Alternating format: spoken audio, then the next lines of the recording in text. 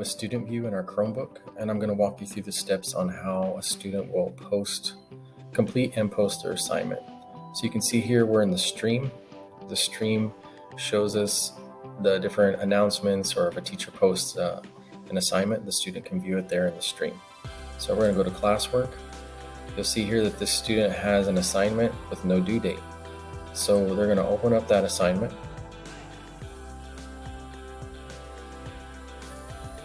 This particular assignment's created in slides, so each student gets a copy of their own, and it automatically assigned her file name there. So as it's bringing this up, you'll see that there's different fields here for them to type in. This particular assignment, let's see how many slides it is. It is, looks like 7 slides, and it's a point of view activity. So they'll start off, you can click in this field here, type their name.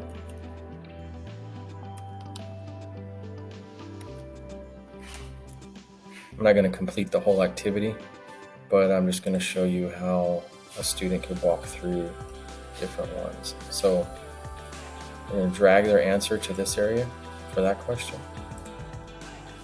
Slide 3 has another place for them to type, and just so I can show you possibilities here, they could also insert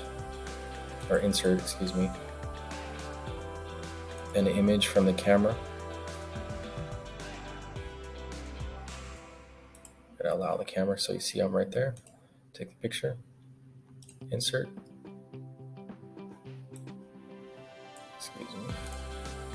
Now I'm gonna drag this picture into the window.